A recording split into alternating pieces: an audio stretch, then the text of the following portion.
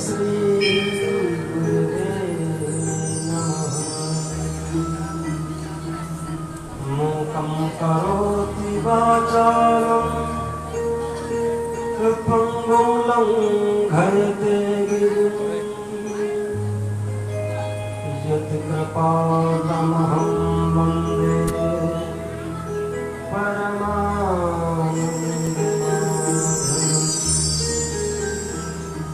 भक्त भक्ति भगवंत गुरु चतुर नाम बपुए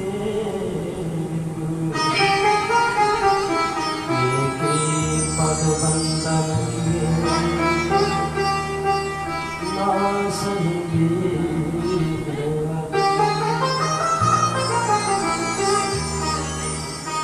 जय जय श्री राधारमण जय जय नवल किशोर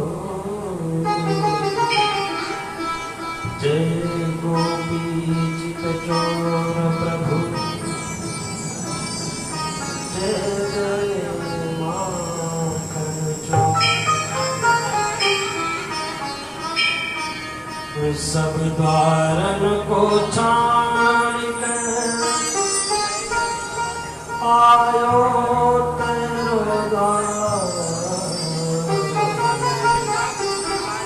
हे वृषधाम की लाली नैक मेरी ओर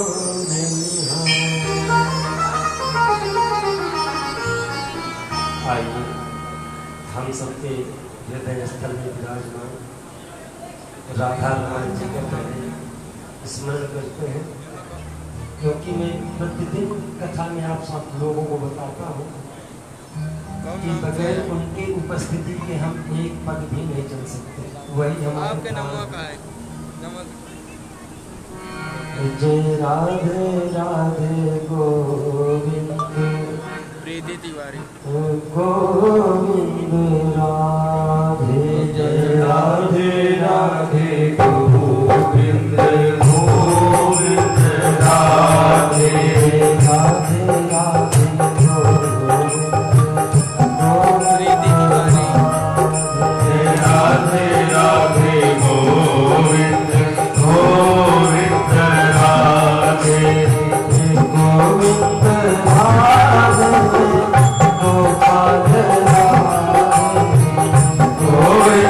राधे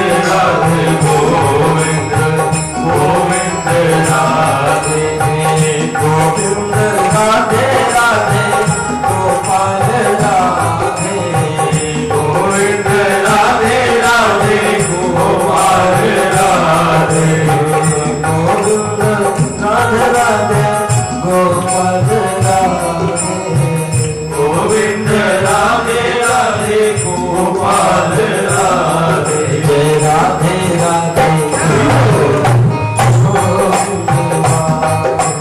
राधे राधे गोविंद गोविंद राधे राधे राधे गोविंद गोविंद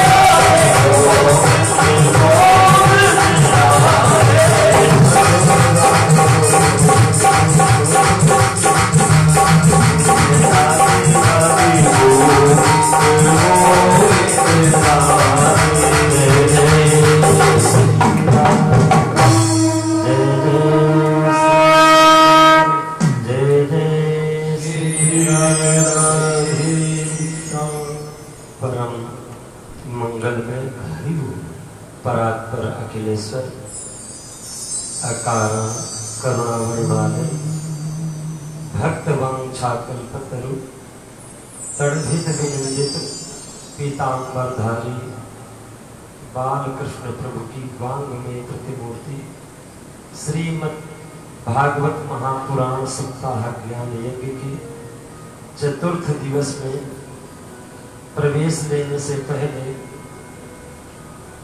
आप सब भक्तों के हृदय कमल में विराजमान राधा माधव और प्रभु की वांगमयी प्रतिमूर्ति भागवत जी को प्रणाम करते हुए दूर दराज से आई हुई भक्तगण एवं भक्तमती माताओं को जिनके हृदय कमल में प्रभु राधा माधव विराजमान है, सबको जय श्री कृष्णा श्रीमन नारायण। भक्तों, ये जो परम कल्याणमयी भगवान की कथा अमृत वर्षा है ना, ये बहुत पुण्य, बहुत प्रबल पुण्यों के द्वारा ही प्राप्त होती है। आप सब बहुत भाग्यशाली हैं जो कि इस पुण्यमयी कथा का रसस्वादन करने का अवसर आप सब लोगों को प्राप्त हुआ है। देखिए, कल मैंने प्रभु व्यास जी जिस प्रकार से कथा सुना रहे हैं परीक्षित जी को, महाराज ध्रुव जी की बहुत सुंदर कथा सुनाई थी कि किस प्रकार ध्रुव ने मात्र द्वादशाक्षर नाम का सहारा लेकर के जो नारद जी से प्राप्त हुआ था और नारायण भगवान को आने पर विवश कर दिया था। नारायण भगवान को चल करके ध्रुव जी के पास आकर पड़ा। हम सब लोग भी जब भगवान के उन परम कल्याण मंगलमयी नामों का स्मरण करेंगे तो जैसे ध्रुव जी के लिए उनको आना पड़ा ना, वैसे हम सब लोगों के लिए भी उनको आना ही पड़ेगा। ये जो कथा है, पहले दिन ही बताया था कि ये पहले तो भक्तों की कथा है, भगवान की कथा तो बाद में है ना। पहले भक्त उत्पन्न होते हैं और फिर भक्त के द्वारा ही भगवान को, आज आपको बताएंगे भगवान के आने का कारण। क्या कारण है? भक्तों का प्रेम ही भगवान को खींच के लाता है। रामायण जी में आता है ना, गोप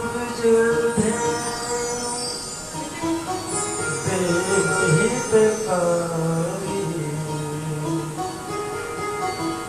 कृपा सिंधु मानुष तनधारी। परमात्मा हमेशा गौ माता, देखो यहाँ शास्त्रों ने पृथ्वी को गौ माता ही कहा है कि जब पृथ्वी पर संकट आता है, वो संकट कब आता है? जब महाराज वर्षा रुक जाती है, सूर्य का ताप अधिक हो जाता है और जीवन संकट पे आता है, तो हम सब माता पृथ्वी की दी हुई संतानें हैं महाराज। तब यही पृथ्वी गाय का स्वरूप धारण करके और रंभा के मदन मोहन को बुलाती है करुण पुकार से, और तभी तो गोकुल में प्रभु को जाना पड़ता है। मथुरा में तो जन्म लेते हैं, आज भगवान के जन्म की कथा है, और भाग्यों को गोकुल में जाना पड़ता है। क्यों? क्योंकि गौ माता बुला रही होती है। आइए आज भगवान के परम भक्त प्रहलाद जी की कथा पहले आपको सुनाते हैं। प्रहलाद जी, देखो प्रहलाद जी की कथा आपने बहुत बार सुनी होगी, है ना? भक्त प्रहलाद, भक्तों भक्त प्रहलाद जो हैं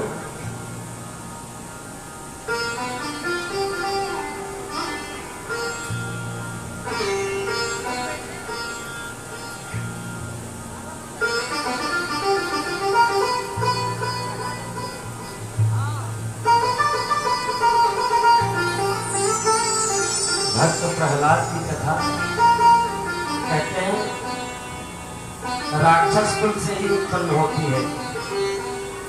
भक्त जो प्रहलाद है वो हिरण्यकश्यप के यहाँ जन्म लेते हैं। अब महाराज हिरण्यकश्यप कौन है बताते हैं आपको। महाराज कश्यप की दो पत्नियां हैं, एक का नाम दिति है और एक का नाम अदिति है। दिति से महाराज 12 पुत्र हुए देवता लोग, जिनका नाम विश्वस्वान, अर्यमा, पोखा, त्वष्टा, सविता, भग, धाता, विधाता, वरुण, मित्र, इंद्र और वामन भगवान। अब आपको बताते हैं इनकी जो दूसरी पत्नी है ना कश्यप महाराज की, उन दूसरी पत्नी का नाम है अदिति। अदिति के 2 पुत्र होते हैं। अदिति के 2 पुत्र हिरण्याक्ष और हिरण्यकश्यप। हिरण्याक्ष के विषय में मैंने पहले दिन की कथा में बताया था कि हिरण्याक्ष को 12 भगवान ने हिरण्याक्ष का उद्धार कर दिया था। हिरण्याक्ष के उद्धार के पश्चात जो उनका भाई हिरण्यकश्यप है ना, बोलिए नारायण भगवान की जय। भक्तों आप सब लोगों से प्रार्थना है कि देखो जगत की बात जो है वो घर जाकर के करना। कथा पंडाल में जब तक आप बैठे हैं तब तक अगर प्रभु की तरफ देखेंगे तब प्रभु की कथा का आनंद प्राप्त कर पाएंगे। अगर आप इधर उधर आपस में चर्चा करेंगे तो महाराज आप इस प्रवाह को रोक रहे हैं। ये प्रार्थना सबसे है, किसी एक से नहीं कर रहा हूं। अगर आप लोग ऐसा करेंगे तो आप लोग मेरे सहभागी नहीं हैं और प्रभु कार्य में आप लोग बाधक हैं। ठीक महाराज। कश्यप जी की 2 पत्नियां, देखो परमात्मा की सृष्टि का वर्णन है ये कि किस प्रकार से परमात्मा परमात्मा के पुत्र राक्षस भी हैं और परमात्मा के पुत्र देवता भी हैं, और प्रभु उद्धार दोनों का करते हैं। लेकिन एक अपयश के बल पर जो है जाता है वहां तक, और एक यश और कीर्ति लेकर के जाता है। भक्तों के साथ उनके विरोध करने वालों का भी नाम जुड़ता है, और जितनी बार हम भक्त प्रहलाद का नाम लेते हैं उसी प्रकार हिरण्यकश्यप और हिरण्यक्ष का भी नाम लेते हैं।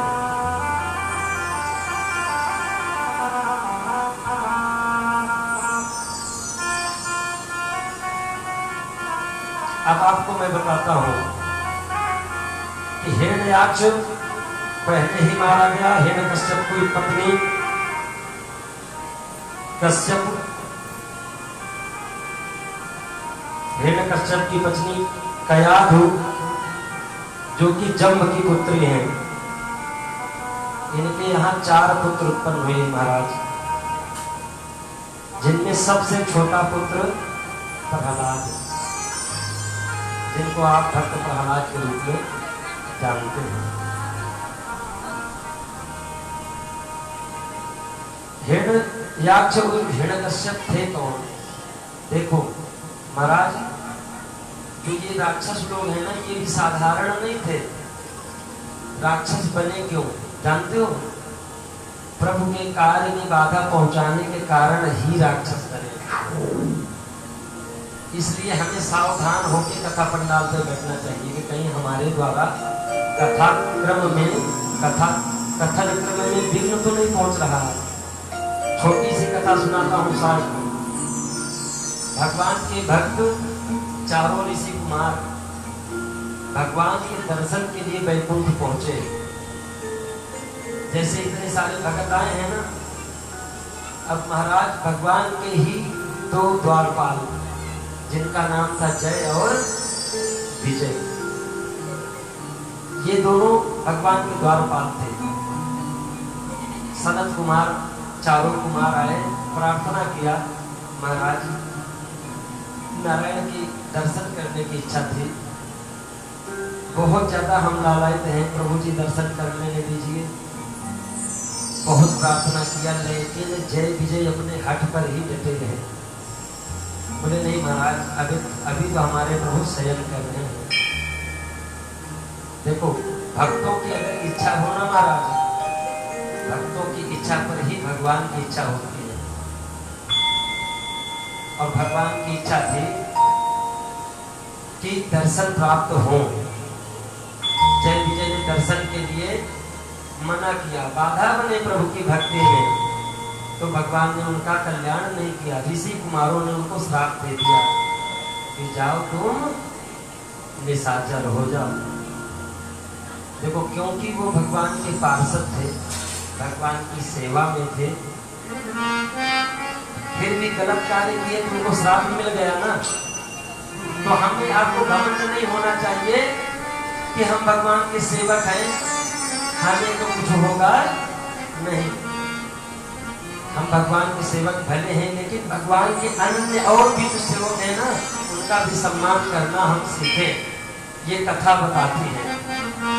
हमको ये भाव नहीं आना चाहिए कि महाराज इनको आता है क्या है, हमको तो बहुत कुछ आता है। नहीं महाराज, हमारे लिए जो एक छोटा सा भक्त है ना, जिसको कुछ भी नहीं आता, वो एक मंत्र नहीं जानता, वो ये भी नहीं जानता कि भगवान के चरण कैसे झुकाए जाते हैं, वो ये भी नहीं जानता कि फूल कैसे चढ़ाए जाते हैं, ऐसे चढ़ाएं कि ऐसे चढ़ाएं, अक्षत ऐसे लगाएं कि ऐसे छीटा मार दो, कुछ नहीं पता।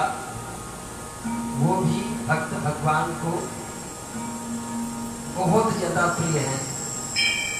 भगवान ने कहा है कि सब मेरे उपजाए हैं, लेकिन सबों में जो मनुष्य मेरा परम भक्त है वो मुझे सबसे ज्यादा प्रिय है। और देखो यहाँ इस कथा से यही मिलता है कि जय विजय को बावन महाराज ऋषि कुमारों ने श्राप दे दिया। भगवान को दया लगी, भगवान ने कहा चिंता मत करो, मैंने अगर मेरे दरबार में हो ना तो तुम्हारी बिगड़ेगी तो मैं ही बनाऊंगा। और जय विजय को भगवान कहते हैं जाओ भगवान का स्मरण करो। अगर भगवान का स्मरण ना होना तो तुम्हारी जो प्रवृत्ति है उसी प्रयत्न, लेकिन भगवान का हमेशा ध्यान रखना।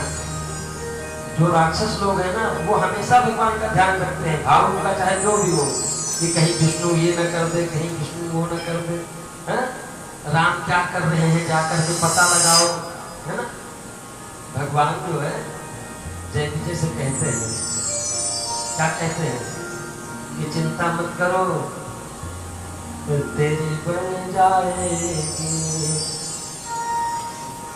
राम गुण गाने से,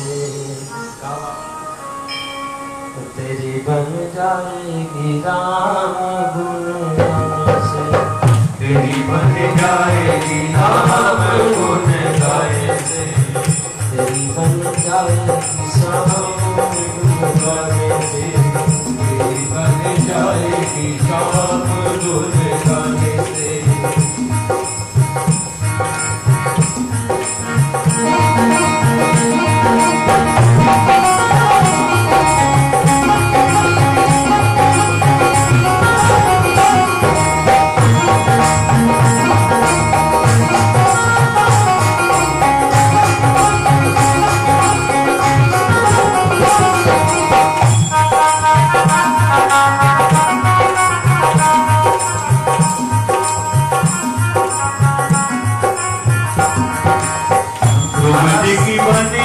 प्रहलाद जी की बन गई, ध्रुव जी की बन गई, प्रहलाद जी की बन गई, ध्रुव जी की बन गई, प्रहलाद जी की बन गई, जी की बन गई, प्रहलाद जी की बन गई, द्रौपदी की बन गई, द्रौपदी की बन गई, तीर के बढ़ाए से, द्रौपदी की बन गई, तीर के बढ़ाए से, तेरी बन जाएगी राम गुण गाने से, तेरी बन जाएगी राम गुण गाने से। कहते हैं कि जब इस प्रकार से उनको कहा नारायण भगवान ने जाओ भगवान के हृदय कमल का ध्यान रखना, और मैं जितनी बार आपका जन्म होगा ना महाराज, हर बार आपको उद्धार के लिए मैं जरूर आऊंगा। और इतना जब आशीर्वाद दिया तो यही जय विजय जाकर के यही जय विजय जाकर के हिरण्याक्ष और हिरण्यकश्यप के रूप में जन्मे।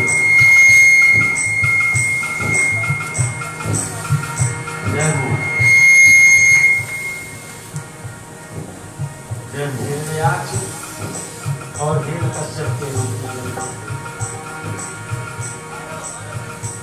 महाराज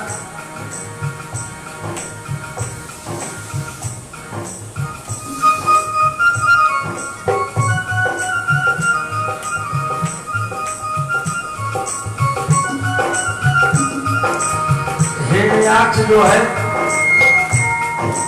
हिरण्यकश्यप जाकर के जब भाई खत्म हो गया ना तो भाई के परिवार को जाकर समझाता है, माता पिता को धैर्य बनाता है कि आप चिंता मत करो, मैं ऐसी तपस्या करूंगा महाराज, ऐसी तपस्या करूंगा कि विष्णु से बदला लेकर के ही मानूंगा। और महाराज जाता है, अंगूठे के आधार पर खड़ा होकर के और ब्रह्मा जी की तपस्या करना लगता है, और ऐसी तपस्या करता है महाराज, ऐसी तपस्या करता है कि इंद्र को डर में कुछ लगने लगता है कि महाराज लगता है कि तपस्या के बल पर जो है हमारा राज्य छीन ही लेगा। जितने मंडल है सब कांपने लगते हैं, डोलने लगते हैं हिरण्यकश्यप के तपस्या के कारण, तप के कारण। हिरण्यकश्यप को कहते हैं शरीर चींटियों ने काट काट के एकदम खोखला कर दिया था, इतनी तपस्या उसने की कि शरीर की उसको सुध ही ना रही। महाराज ब्रह्मा जी ने देखा कि पुत्र को बहुत, ब्रह्मा जी चलती है हिरण्यकश्यप के पास और जाकर के पहुंचते हैं। कहते बेटा उठो, चाहते क्या हो। पहले तो ब्रह्मा जी से कहता है महाराज मुझे ऐसा वरदान दे दो कि मेरी मृत्यु ना हो। ब्रह्मा जी कहते हैं महाराज विधाता के नियम को, परमात्मा के नियम को मुझमें सामर्थ्य नहीं है कि मैं तोड़ सकूं। महाराज इस प्रकार से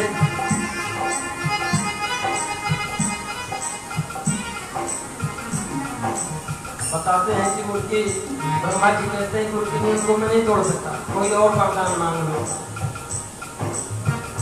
हिरण्यकश्यप कहते हैं भैया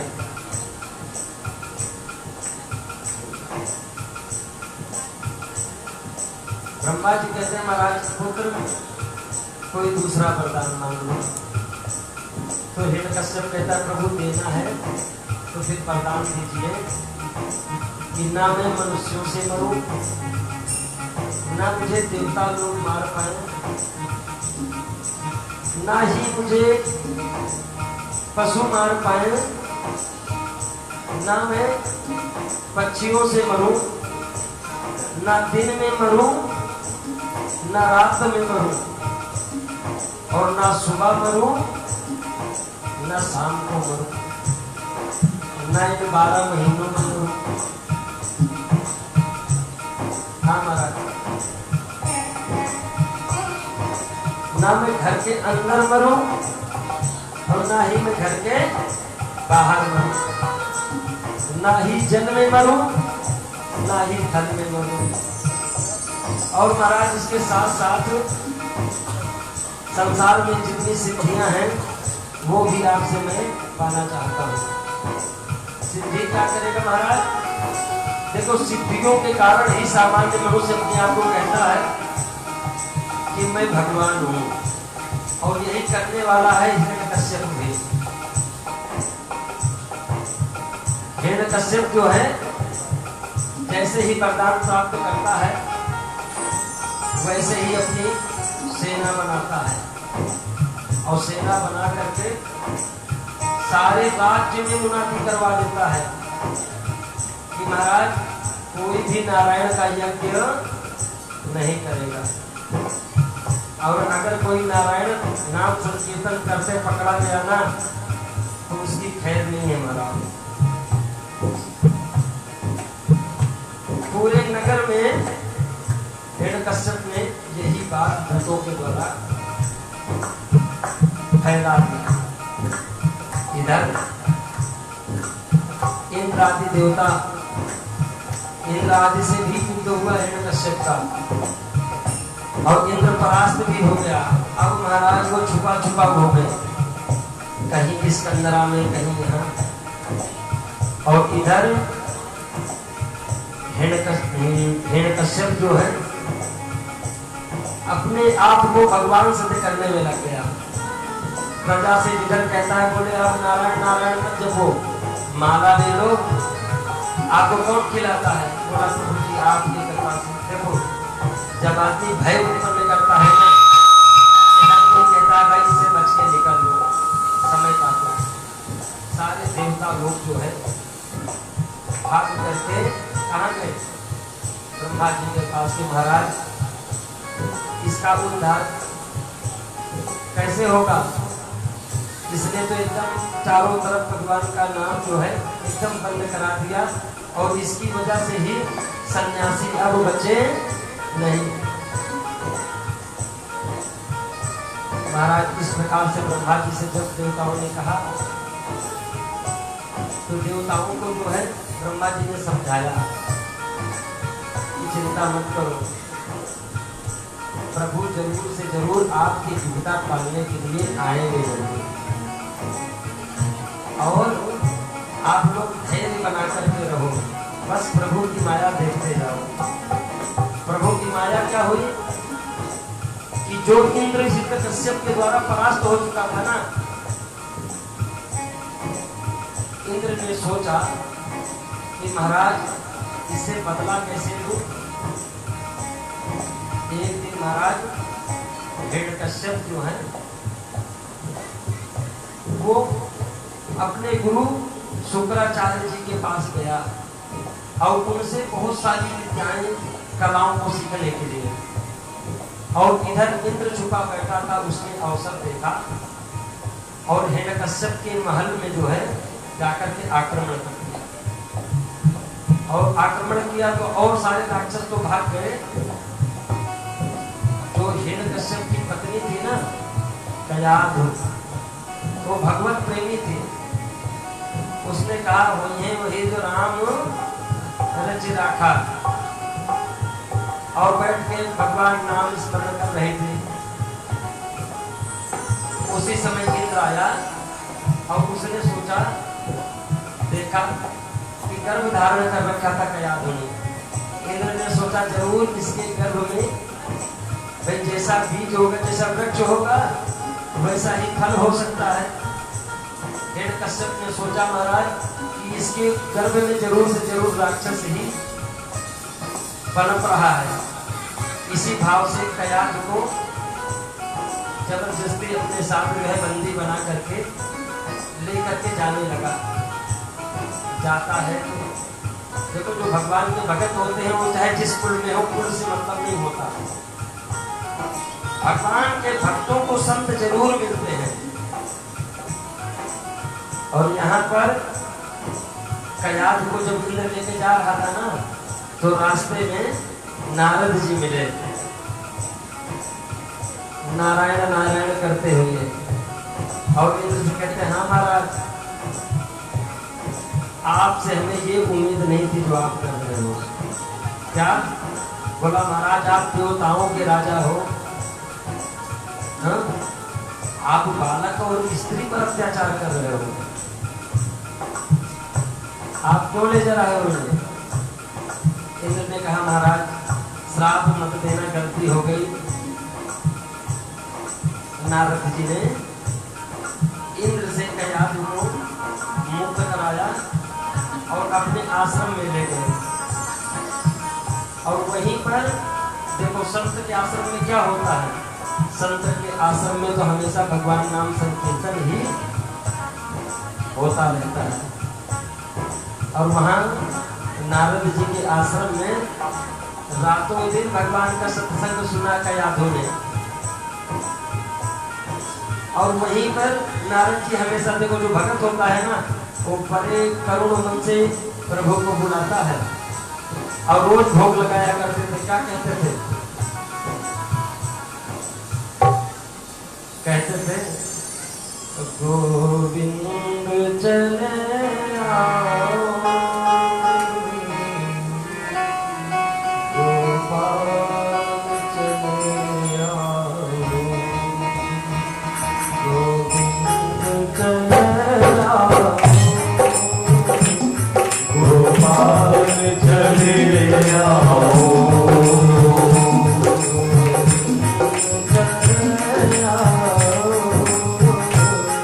गोपाल चले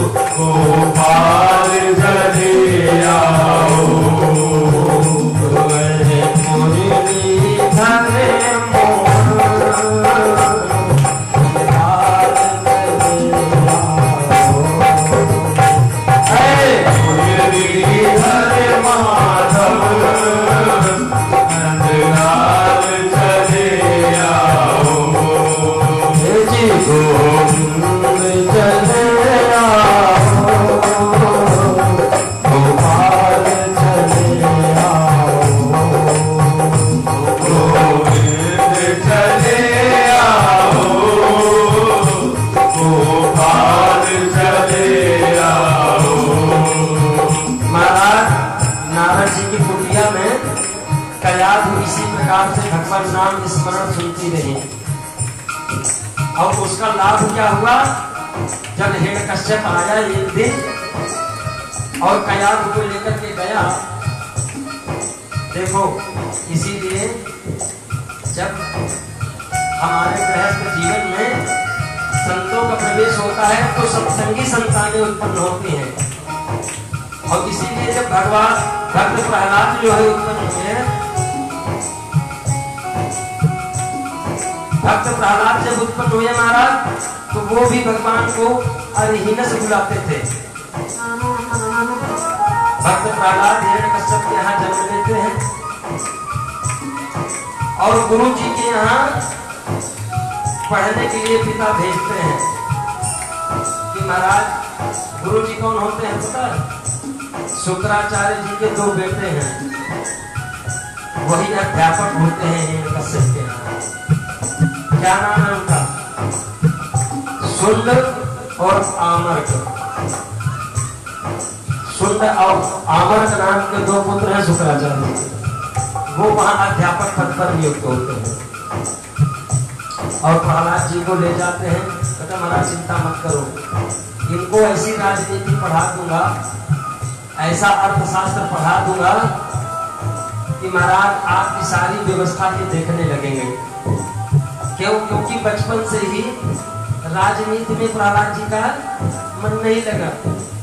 वो तो बचपन से ही राधे राधे गोविंद गोविंद राधे राधे गोविंद गोविंद राधे राधे राधे गोविंद गोविंद राधे राधे गोविंद गोविंद राधे गोविंद राधे राधे गोपाल राधे गोविंद राधे राधे गोपाल राधे राधे राधे गोविंद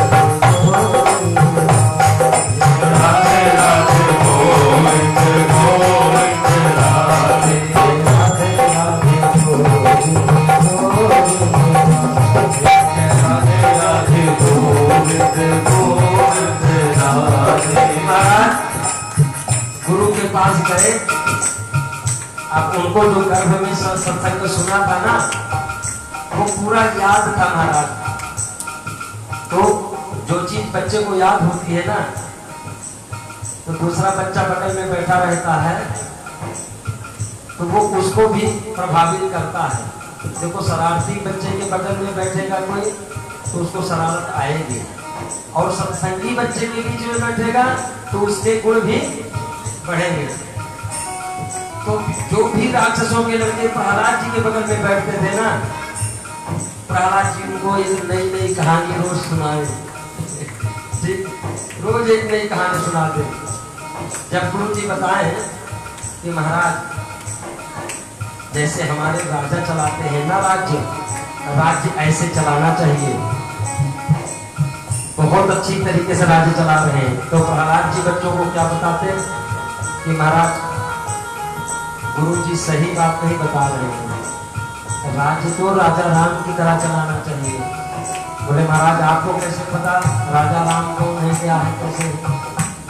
बोले महाराज आपको मैं बताता हूँ, जब मैं माँ के गर्भ में था ना, तब मैं ऐसे महात्मा के संगत में था कि वो जो कथा सुनाया करते थे वो सारी कथा मुझे आज भी याद है। इसलिए जब गुरु जी कोई कथा बताते हैं ना, तो मैं भगवान के ध्यान में लग जाता। क्यों? क्योंकि वो राक्षसों के गुरु है महाराज, वो तो यही बताएंगे उजाड़ना कैसे है। जय राधे राधे गोविंद गोविंद राधे राधे राधे गोविंद गोविंद राधे राधे राधे गोविंद राधे राधे गोविंद गोविंद राधे। अब जो बगल में बच्चे बैठे थे ना, जैसे ही धुन बजे पाठशाला में और वो अपनी कई राक्षसों की क्या धुने हैं, दुनिया के राजरंग रंगमंच वाले गाने, रंगमंच वाले गाने, और प्रहलाद जी के साथ जो है उसको इसी धुन में राधे राधे राधे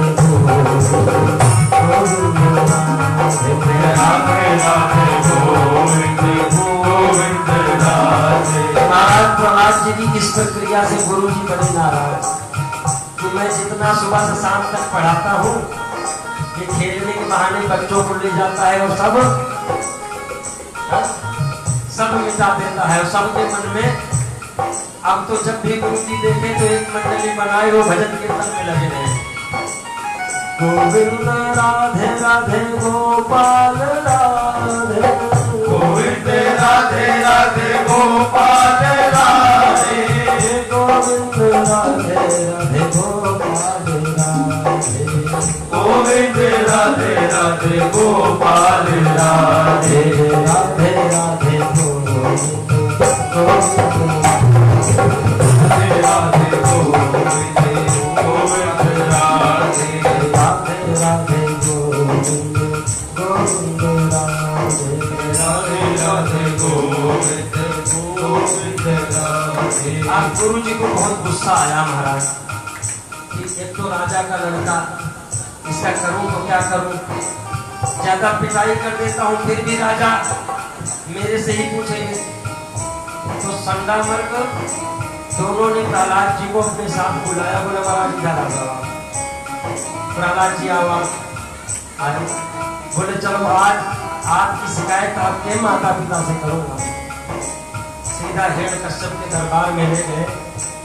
अब बोले राजा साहब इनको हम लोग बहुत चाहते हैं, इनको हम चाहते हैं कि प्रभु जी कि थोड़ा सा तो महाराज थोड़ा सा तो कुछ नीति सीख ले, लेकिन महाराज ये तो नीति नहीं सीखते, इनसे जरा पूछो ये क्या सीखते हैं। तो हिरण्यकश्यप पूछने लगे, बोले हाँ बेटा बताओ गुरु जी ने क्या पढ़ाया अभी तक।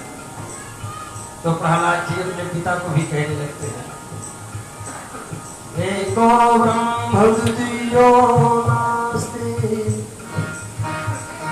बताते हैं कि महाराज क्या पढ़ाया गुरु जी ने।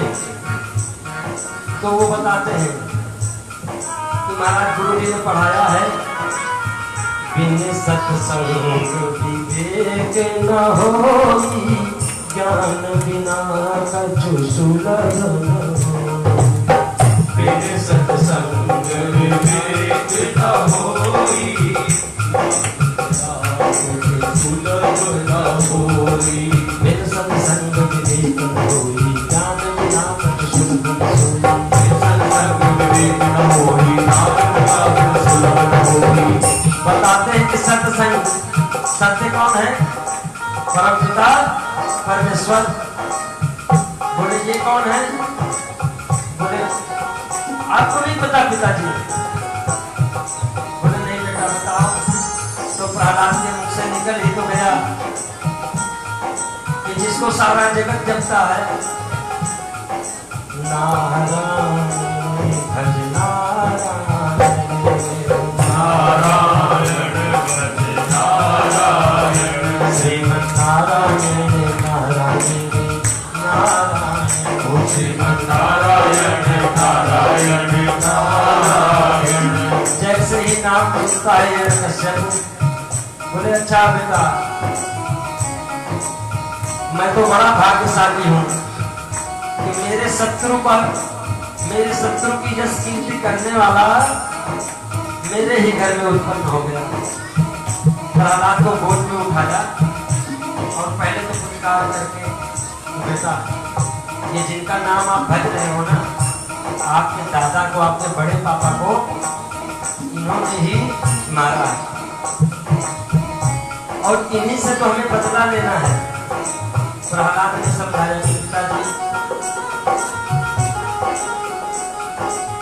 प्रभु से विरोध करने में किसी का कल्याण नहीं हुआ।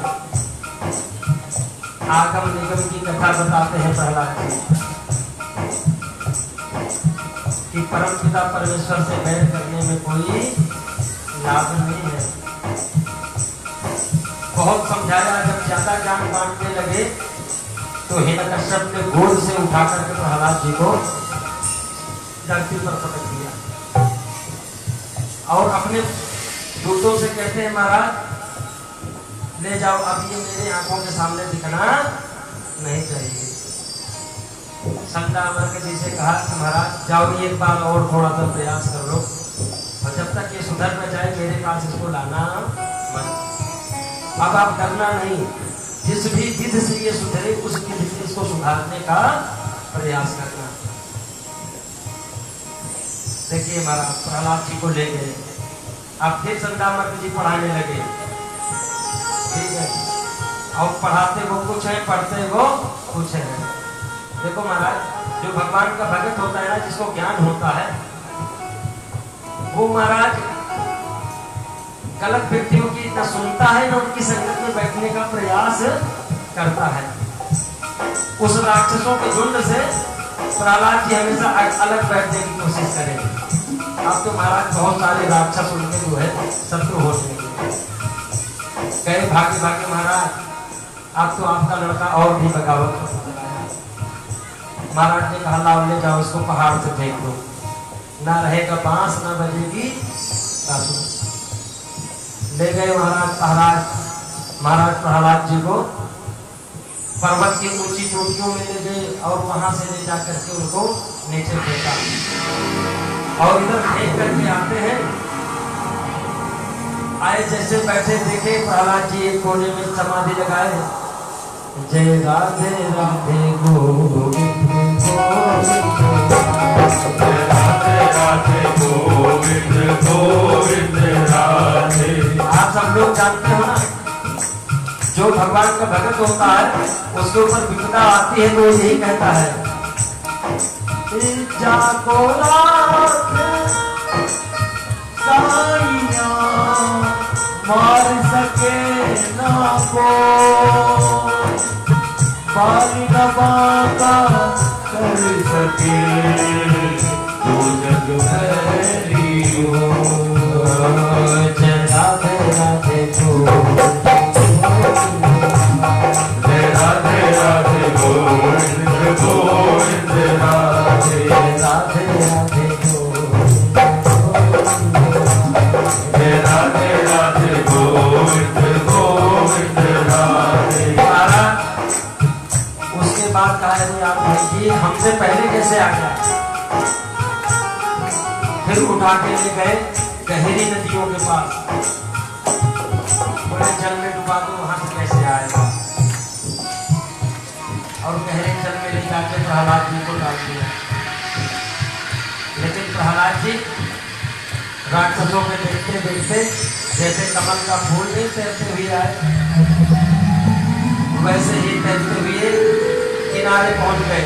अपने आप तैरना भी नहीं करते थे, तैराकों को तो आप लोग देखते हैं ना, श्वास बंद किया, न हाथ मारना न पाँव मारना, सीधा किनारे लग जाते हैं। और जो भगवान का भगत है ना, उसको हाथ पाँव मारने की जरूरत है, वो पार तो सहजता से लग ही जाता है महाराज। ये प्रहलाद जी उसी का उदाहरण है। अब राक्षसों को तो महाराज बड़ी चिंता, करें क्या, पेड़ों पर चढ़ाया, वहां से धकेला, देखा कि पांव टूट गया क्या, देखा प्रहलाद जी उसी तरह दौड़ रहे हैं। हमारे समाज की भी यही दशा है महाराज, कि भक्तों के पीछे बहुत सारे लोग लगे रहते हैं, लेकिन भक्तों का कोई बाल बांका होता नहीं है। महाराज प्रहलाद जी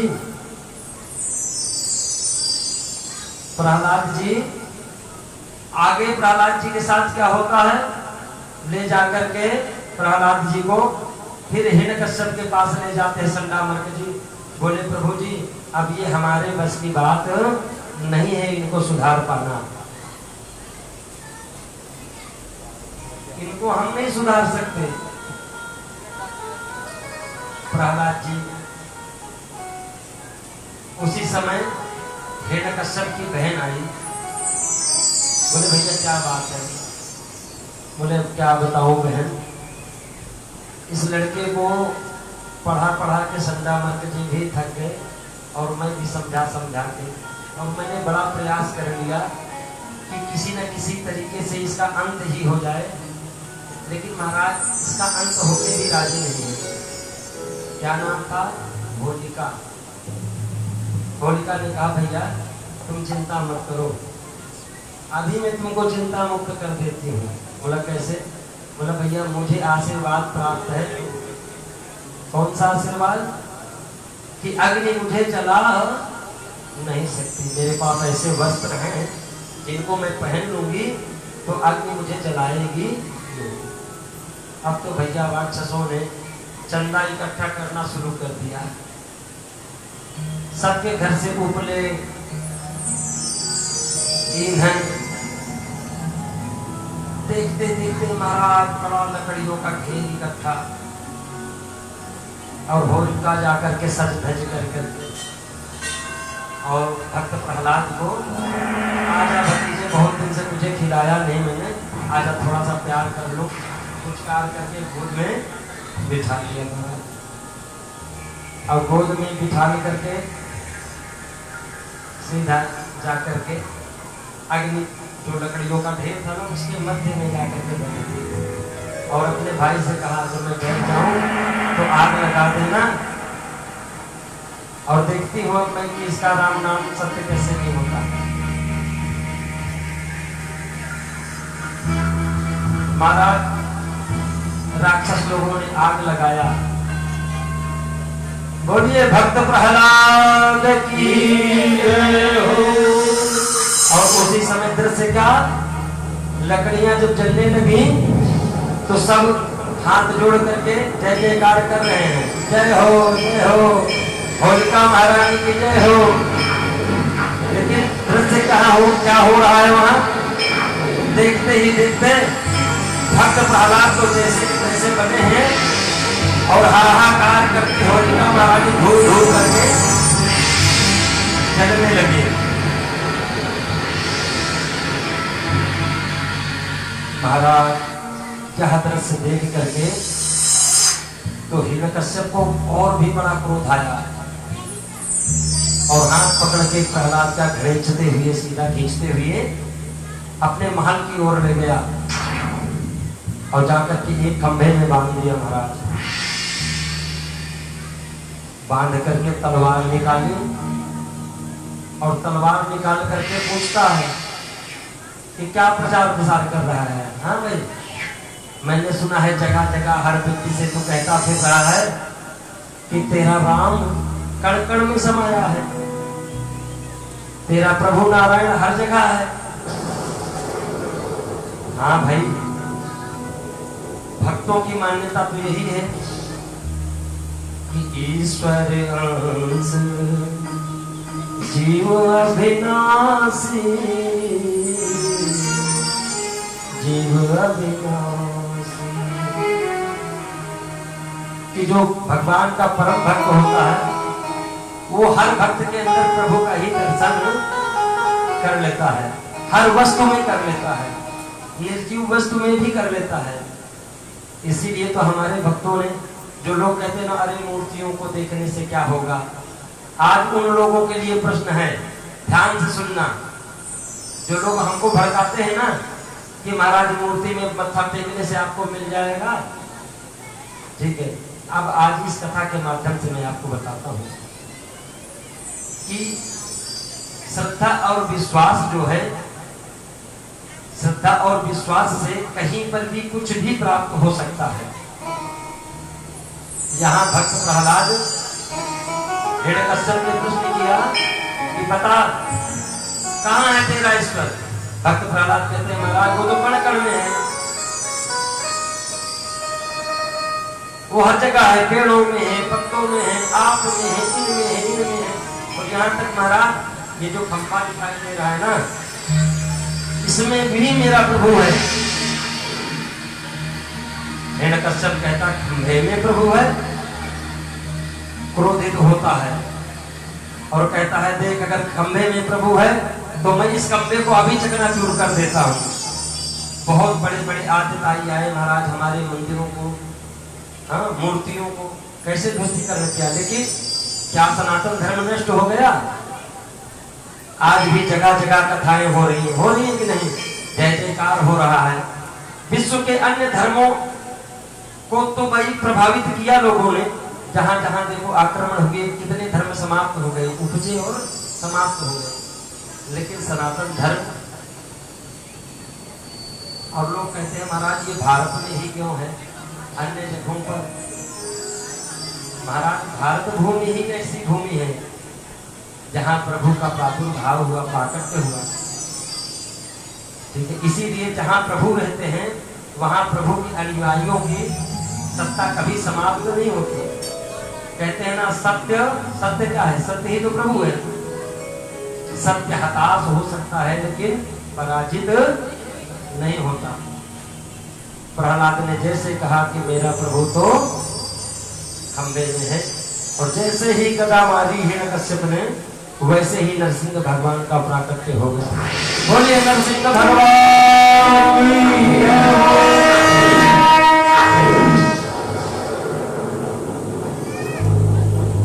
बोलिए भक्त प्रहलाद की जय। नरसिंह भगवान का प्राकट्य हुआ और हिरण्यकश्यप को उठाया नरसिंह भगवान ने, और जाकर के जो प्रवेश द्वार था ना राजमहल का, वहीं ले जाकर के जंघों में रखा। और जैसे ही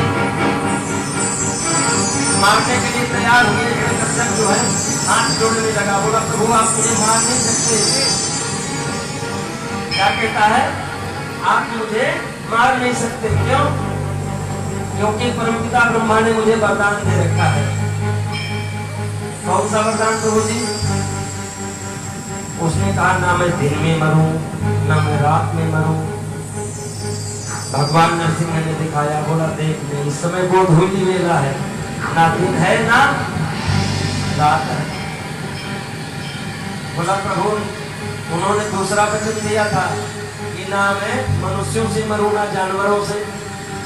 नरसिंह भगवान ने कहा मेरा स्वरूप ना मैं मनुष्य हूं और ना ही पशु हूं। उन्होंने कहा महाराज, उन्होंने कहा था ना दिन में ना रात में, ना मनुष्यों से ना जानवरों से, ना देवताओं से ना दानवों से। 12 महीनों में, तो ये जो मलमास का महीना चल रहा है ना महाराज, यही महीना ये भगवान की कृपा से ही उत्पन्न हुआ है, और इसी महीने में हिरण्यकश्यप का उद्धार भी हुआ है।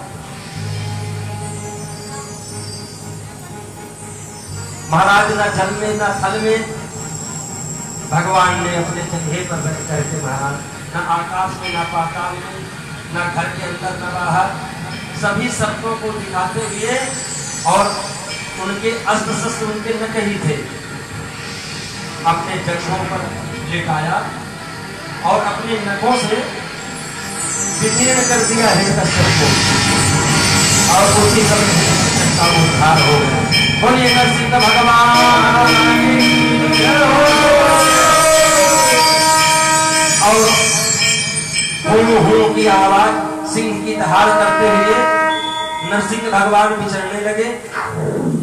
तभी देवता लोग, जितनी सृष्टि थी सब डरने लगी। लेकिन भक्त प्रहलाद, देखो भगवान का जो भक्त होता है ना, वो हर परिस्थिति में एकदम प्रसन्न नहीं रहता है। भक्त प्रहलाद भगवान का ध्यान करते हुए बैठे थे, और भगवान जाते हैं अपनी जिह्वा से भक्त प्रहलाद को चाटने लगते हैं महाराज। जैसे एक गौ माता जो है वो अपने बछड़े को जो है चाटती हैं, वैसे ही नरसिंह भगवान भक्त प्रहलाद को अपने जीभ से बार बार स्पर्श कर रहे हैं। और उसी समय देवताओं के द्वारा भगवान की स्तुति होती है, भक्त प्रहलाद के द्वारा भगवान की स्तुति होती है।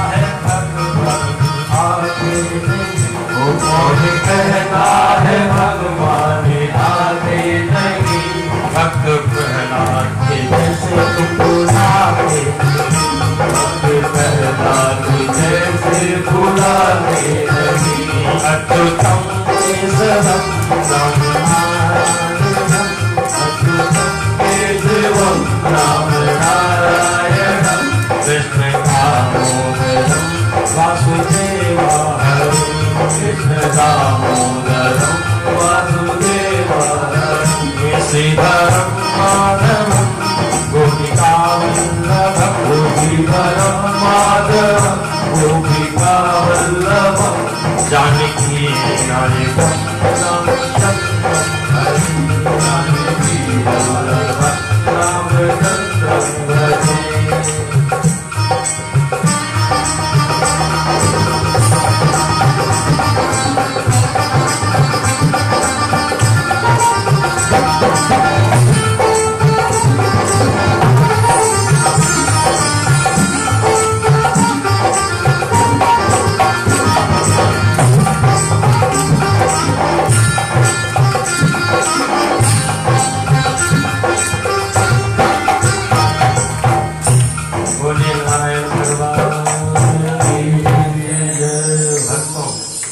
भगवान जो है वो अहेतु की कृपा करने वाले हैं। भक्त प्रहलाद के आवाहन करने पर उन्हें नरसिंह रूप में आना पड़ा और भक्तों का कल्याण करने के लिए ही भगवान आते हैं। देखो, जब भी हम विपत्ति में होते हैं तब भगवान आते जरूर हैं। भागवत के अष्टम स्कंध में अभी तक जो मैंने कथा सुनाई, 7वें स्कंध की कथा में आपको ध्रुव जी की और प्रहलाद जी की, उनकी सबकी कथा सुनाई। अब सुखदेव जी महाराज कहते हैं कि अष्टम स्कंध में सूत जी महाराज सौनक आदि महात्माओं को और उधर राजा परीक्षित को सुखदेव जी महाराज कथा बताते हैं। एक गज था।